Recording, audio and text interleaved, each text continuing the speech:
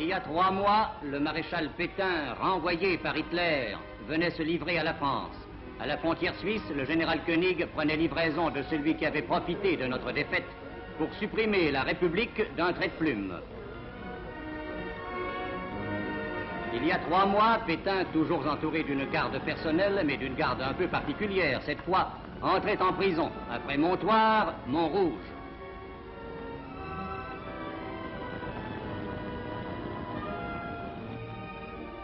Celui qui s'était fait nommer chef de l'État allait commencer derrière ces sombres murailles le dernier chapitre d'une longue vie.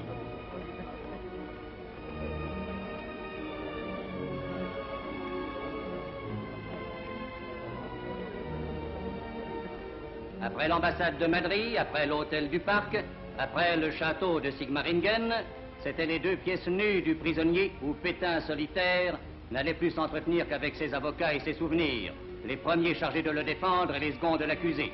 Et maintenant, c'est le palais de justice et c'est la voiture cellulaire.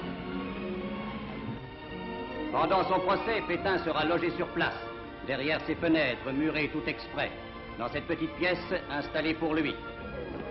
Dans le palais de Saint-Louis, au cœur de Paris, va s'ouvrir un débat immense, lourd de conséquences.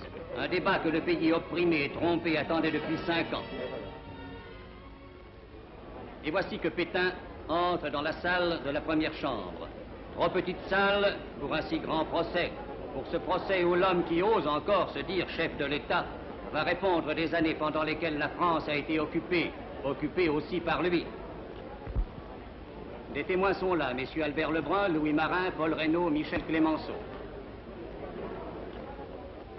Et voici la cour qui va juger avec 24 jurés tirés au sort parmi des parlementaires et des hommes de la résistance. Le procureur général Mornay prend place en face de l'accusé contre qui il va mener l'attaque. Le premier président Mongibaud ouvre les débats par les questions rituelles et l'accusé répond « Pétain, Philippe, maréchal de France ». Et tout de suite, le bâtonnier Payen, avocat de Pétain, dépose des conclusions pour refuser la compétence de la Haute Cour de justice. Conclusions qui seront rejetées. Puis, après lecture de l'acte d'accusation, le maréchal Pétain lit un texte, un dernier message, par lequel il déclare qu'il ne répondra à aucune question.